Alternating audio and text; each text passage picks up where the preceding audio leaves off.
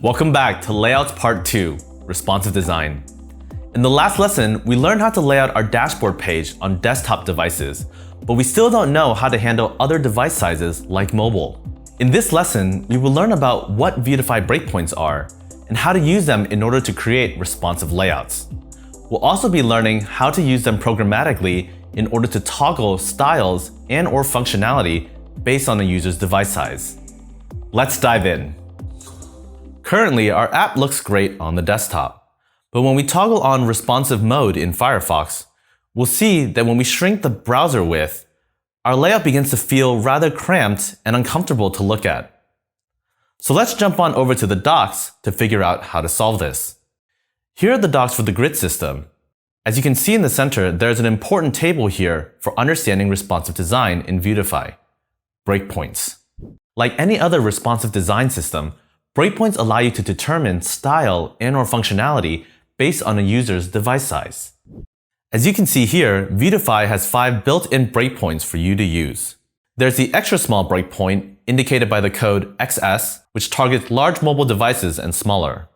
We have the small breakpoint, indicated by the code SM, which targets small to medium tablets. There's also the medium breakpoint, indicated by the code MD, which targets large tablets to smaller laptops. We also have the large breakpoint, indicated by the code LG, which targets desktop devices. And finally, we have the extra large breakpoint, indicated by the code XL, which targets ultra-wide monitors and larger. Later on, we'll be referencing these breakpoints using these 2-letter codes. Scrolling down to the API section of our docs, we'll look at the column props to see how we can apply breakpoints to it.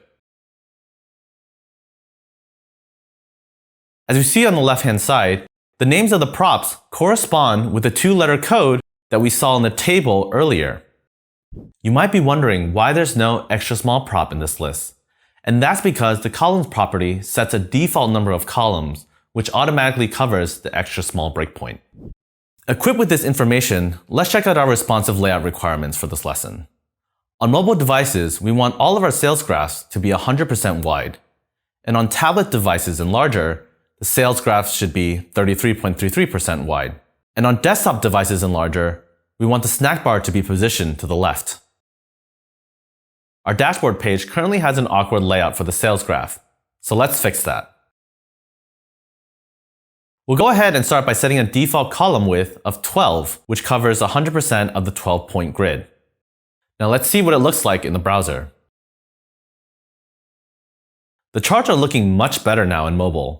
But uh-oh, it looks like it is always 100% width and our 3-column layout is gone. Looks like it's time for us to add a breakpoint to fix this. Since we want it for tablet devices and larger, we'll go ahead and use the medium breakpoint and assign it a column value of 4, which is a third of the 12-point grid system. Let's see how it looks in the browser. As we can see, our 3-column layout looks great on desktop. And when we get to devices smaller than tablet, it has 100%. Looks great.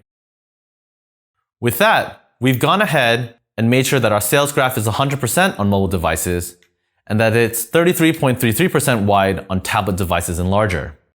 All we have left is to position the snack bar to the left on desktop devices and larger. As a refresher, when a user clicks on a table row, the snack bar appears on the bottom and is centered on the page. In order to position it on the left, let's check out the docs. Looking at the snack bar API docs, we can see here that there is a prop called left, which allows us to align the component to the left, and it takes a boolean of true or false. Back in our code editor, we'll scroll down and add a left prop of true to our snack bar.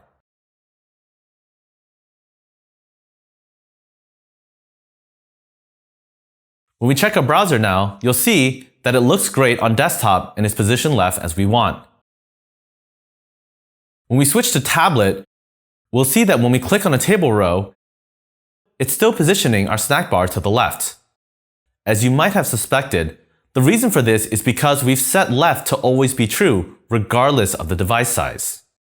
If we were to write code from scratch to track the user's device size, it might look something like this. We'd start by creating a reactive data property like isMobile, which tracks a Boolean. We then create a method called onResize, which goes ahead and sets isMobile based on whether or not the device is less than 600 pixels. Then, whenever the component is mounted, we want to make sure to call onResize to check whether or not it's mobile, and then we want to go ahead and add an event listener onResize to then check if it's mobile. And before the component is destroyed, we want to remove the event listener. Ugh. That's a lot of code just to detect whether or not the user is on a mobile device, and we haven't even covered all the other breakpoints.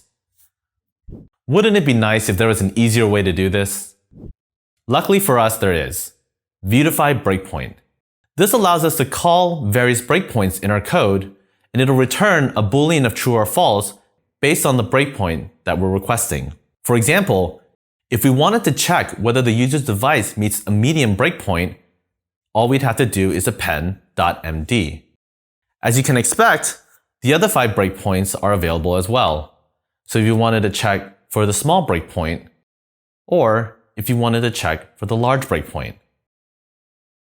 With this new piece of knowledge, all we need to do now is replace the hard-coded true value with viewtify.breakpoint.large, since we only want desktop devices and larger. Now, when we click on a table row in Tablet, you'll see that it's centered. And when we get to desktop devices, it switches the position to the left. Woohoo! That was easy. To review, in this lesson, we've learned what Viewtify breakpoints are and how to use them in order to create responsive layouts. We've also learned how to use them programmatically in order to toggle style and/or functionality based on the user's device size. For this lesson's coding challenge, I want you to go ahead and update the rest of the layout on the dashboard page to make it responsive. So on mobile devices, all of the components will be 100%. On tablet devices and larger, the statistics card will be 50% wide, the employees table will be 66.67% wide, and the event timeline will be 33.33% wide. And finally, on desktop, we'll want our statistics cards to only be 25% wide.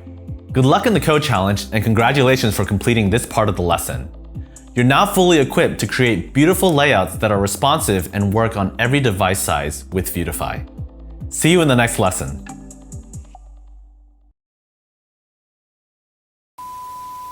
Whew, that's a lot of boiler. Whew. Or nah, phew. That's like a relief. Oh yeah. That's a lot of That's a lot of code. That's a lot of code. Wait.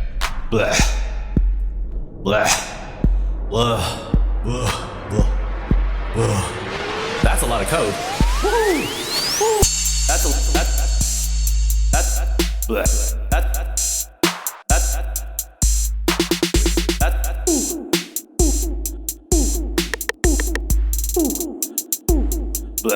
That's a lot of